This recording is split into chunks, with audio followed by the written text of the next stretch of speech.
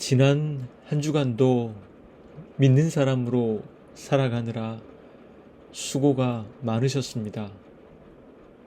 안녕하세요. 그 길을 걷는 교회 수요 묵상 열왕기상 생각입니다. 지난 시간 우리들은 열왕기상 6장을 통해 성전의 외부와 내부를 살펴볼 수 있었습니다.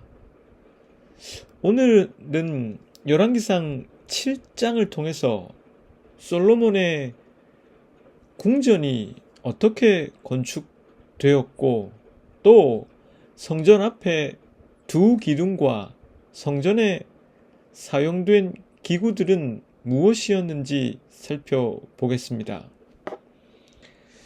오늘의 내용 안에서도 그 당시에 도량형이 많이 등장하는데 저는 이것을 유진 피터슨의 메시지 성경 구약편을 참고하여 그가 현대의 도량형으로 바꾼 것을 인용해서 전해드립니다.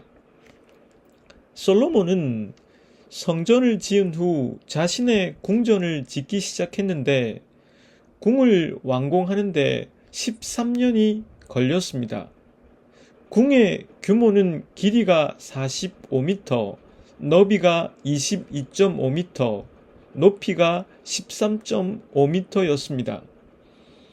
백향목 기둥들을 4줄로 세우고 그 위에 한 줄에 15개씩 45개의 백향목 들보를 얹었으며 지붕도 백향목으로 덮었습니다. 양쪽 벽 높은 곳에 창문을 3개나 내었습니다. 모든 문은 네모 모양으로 서로 마주보게 배치했습니다. 그는 기둥을 세워 주랑을 만들었는데 길이가 22.5m, 너비가 13.5m였습니다. 주랑 앞쪽에 현관이 있었고 그 위에 넓은 차양을 쳤습니다. 사법 문제를 해결하는 법정인 법원도 짓고 그 바닥을 백향목으로 깔았습니다. 법원 뒤쪽에는 비슷한 설계로 지은 자신이 거주할 궁을 만들었습니다. 솔로몬은 또 아내로 맞이한 바로의 딸을 위해 똑같은 궁을 하나 더 지었습니다. 비용은 조금도 아끼지 않았습니다. 기초부터 지붕까지 안과 밖의 모든 것을 정확히 잘라 다듬은 다음에 고급 석재로 지었습니다. 기초를 놓은 때에도 최고급 큰 돌을 썼는데 그 크기가 3.6m에서 4.5m에 달했습니다. 기초 위에 놓은 돌은 가장 좋은 돌을 써서 규격대로 모양을 맞추고 백향목으로 장식했습니다. 안뜰을 두른 다음 하나님의 성전 현관에 있는 것과 똑같이 돌을 3층으로 쌓고 맨 위에 백향목 판자를 얹었습니다. 솔로몬 왕은 사람을 보내 두로에서 히람을 불러왔는데 이 히람은 두로왕 히람을 말하는 게 아니라 다른 히람을 뜻합니다. 그는 납달리 지파에 속한 과부의 아들인데 그의 아버지는 두로 사람으로서 놋세 대장장이였습니다. 히람은 놋세 다루는 일에 뛰어나 지혜와 기술과 전문 지식을 두루 갖춘 사람이었습니다. 그는 솔로몬 왕에게 불려와 다음과 같은 공사를 했습니다. 그는 우선 성전 앞에 2개의 기둥을 만들었습니다. 각각 높이가 8.1m, 둘레가 5.4m였습니다. 이 두 기둥은 성전 입구 현관에 세워졌습니다. 남쪽에 있는 기둥은 야긴이라고 이름 붙였는데 이것은 저가 세우리라 라는 뜻입니다. 북쪽에 있는 기둥은 보아스라고 명명했는데 그것의 뜻은 그에게 능력이 있다는 뜻입니다. 그는 후에 성전에 사용하는 기구들을 만들었는데 받침대 10개, 받침대 위에 올려놓을 대야 10개, 바다 모양의 물통 1개, 그 바다 모양 물통을 받쳐놓을 황소 모양 12개와 솥과 부삽과 피 뿌리는 대접들이었습니다. 이 기구들은 너무 많아 솔로몬이 그 무게를 달지 못하였으므로 사용된 놋새의 총 무게는 아무도 몰랐습니다. 또한 솔로몬은 주님의 성전 안에다 둘 기구들을 만들었는데 금 제단, 빵을 차려 놓은 금으로 만든 상, 등잔대들, 부집게, 순금으로 만든 잔, 심지 다듬는 집게와 피 뿌리는 대접, 향로와 불 옮기는 그릇과 내실 곧 지성소 문에 다는 금돌저기와 성전 바깥문에 다는 금돌저기들이었습니다. 이렇게 해서 솔로몬 왕은 주님의 성전을 짓는 모든 일을 완성했습니다. 솔로몬은 그의 아버지 다윗이 거룩하게 구별해서 바친 성물 곧 은과 금과 기구들을 가져다가 주님의 성전 창고에 넣었습니다. 오늘 말씀을 통해 우리가 생각해 볼 부분은 두 가지입니다. 첫째는 말씀을 적어 나가는 저자의 배열을 통해 보게 되는 성전의 가치입니다. 자칫 우리들은 솔로몬의 궁전을 짓는 이야기를 읽으면서 그가 성전보다 자신의 궁전을 더 소중하게 대한 것이 아닌가 하는 생각을 하게 됩니다. 그것은 다음 두 가지 객관적 사실 때문입니다. 첫째는 성전을 짓는 기간이 7년 6개월 걸렸던 데 비해 솔로몬의 궁을 완공하는 데에는 총 13년이 걸렸다고 본문 1절은 밝히고 있습니다. 솔로몬은 성전을 짓는 데보다 궁전을 짓는데 약 2배 가량의 시간을 더 사용했습니다. 그것은 그만큼 경비가 또 인력이 더 많이 사용되었다는 뜻일 것입니다. 둘째는 그 규모인데 지난 시간에 살펴본 6장에서 밝힌 성전의 규모는 길이가 27m, 너비가 9m, 높이가 13.5m였습니다.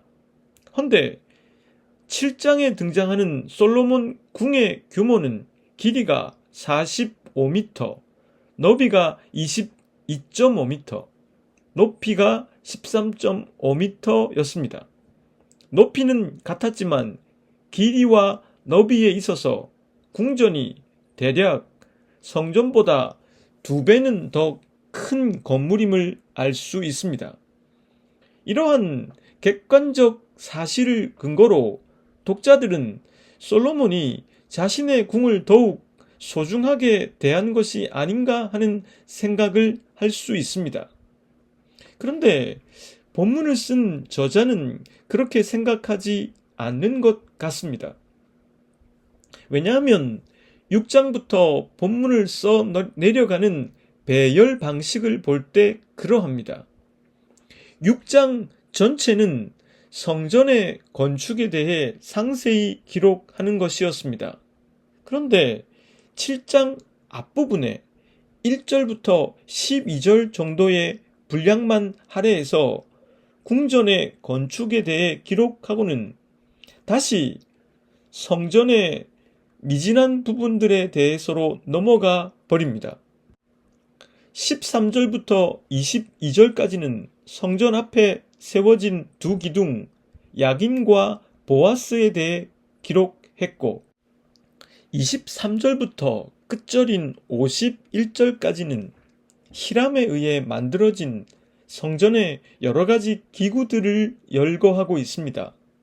그러므로 그 본문의 배열과 분량을 통해서 확인해 보건대 저자는 솔로몬의 궁전이 아니라 성전에 대해서 더욱 부각하고 중요하게 생각하고 있습니다.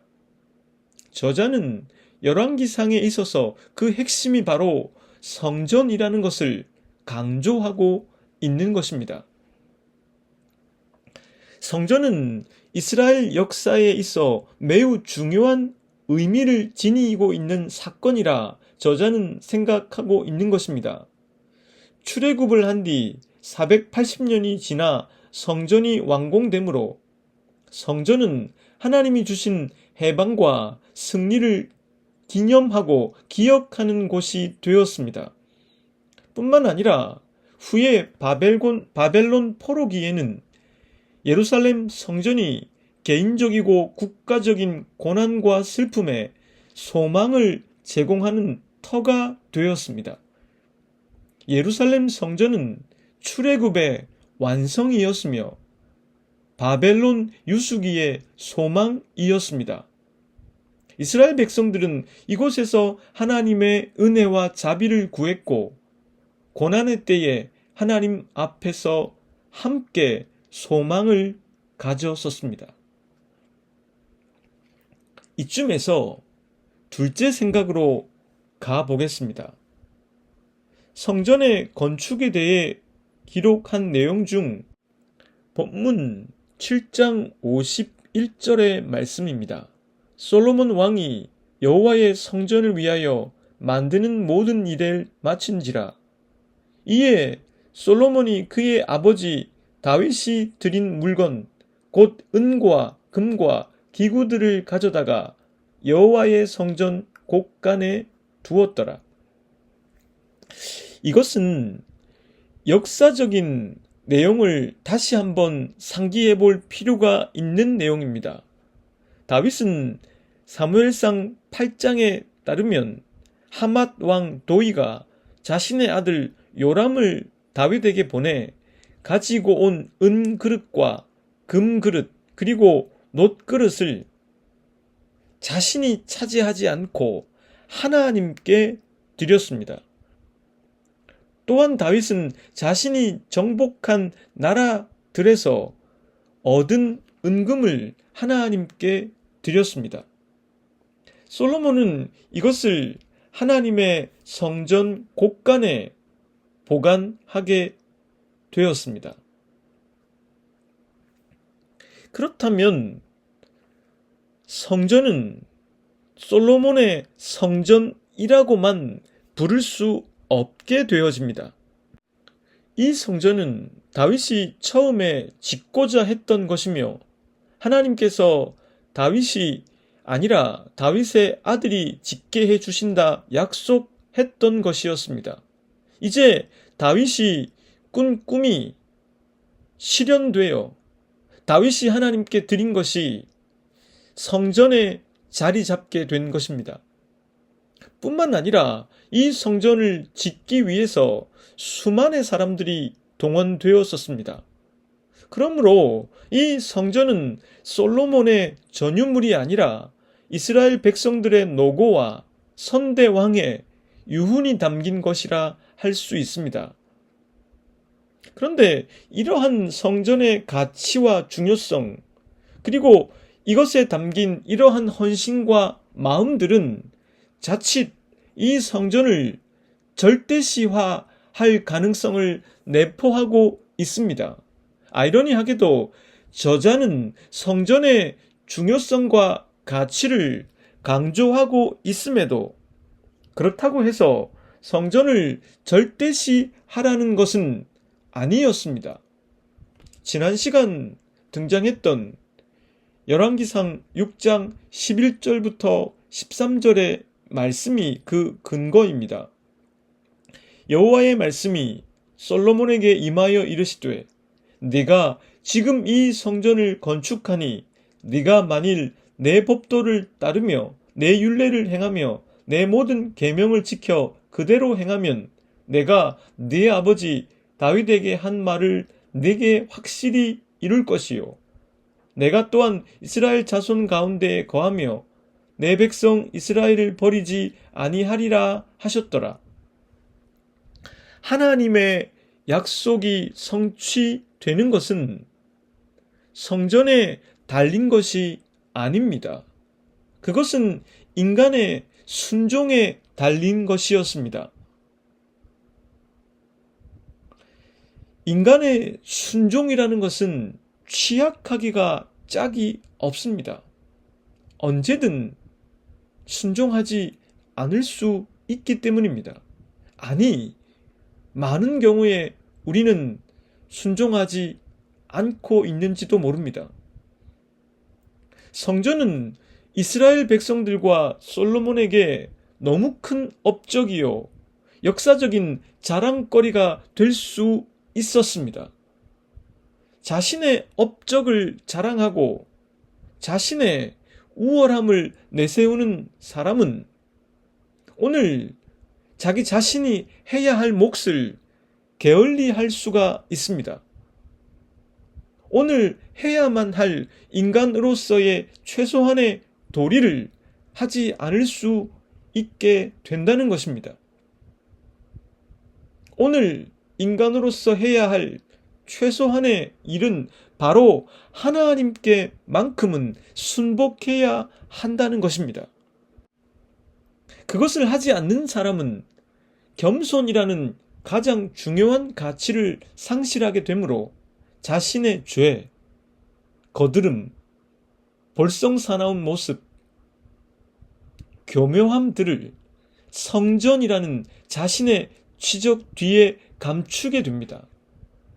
나중에 살펴보겠지만 여기서 다소 정리해 소개해보면 솔로몬이 인간으로서 해야 할 기본이 되는 것을 하지 않게 되므로 애굽의 시삭은 성전의 보물을 빼앗아 갔고 아하스 왕은 물두멍 받침의 옆판을 떼어내고 물두멍을 그 자리에서 옮기고 말았습니다. 히스기야는 성전 문들의 금을 벗겨 아수르 왕에게 바치게 됩니다. 느부갓네살은 성전의 모든 보물과 왕궁의 보물들을 집어내고 솔로몬이 만든 것, 곧 여호와의 성전 기구들을 다 회파해 버립니다. 하늘은 스스로 돕는 자를 돕는다 라는 말이 있습니다. 스스로 돕는 자라는 말을 생각해 보면 사실 그 누구도 나를 본질적인 면에서 구해낼 수 없습니다. 나를 구해낼 수 있는 사람은 바로 자기 자신뿐입니다. 인간으로서 해야 할 마땅한 기본적인 도리, 즉 하나님을 인정하고 하나님과 그분의 섭리에 순복해야만 한다는 것은 누군가가 해줄 수 있는 일이 아닙니다. 그것을 할 때 하나님께서 약속하신 것은 다른 누군가에게 이루어지는 게 아니라 바로 내 삶에 구체적으로 실현됩니다. 그 기본이 결여되거나 게을러질 때 내 삶에는 반드시 자연스럽지 못한 현상들이 발현되게 됩니다. 사랑하는 여러분, 오늘도 하나님의 리듬을 타십시오. 하나님의 리듬을 타며 하나님께서 여러분들에게 주신 여러분 자신의 고유한 삶을 복되게 만들어 가십시오. 그걸 할 수 있는 건 바로 여러분 자신뿐입니다. 함께 기도하겠습니다. 하나님, 신앙의 업적이나 나의 간증거리가 나의 자랑이 되지 않게 하옵소서. 오늘 내가 나를 구하기 위해서 인간으로서 해야 할 기본적인 하나님을 인정하고 하나님의 뜻에 순복하는 그 일을 게을리 하지 않도록 도와 주옵소서. 예수 그리스도의 이름으로 기도드립니다.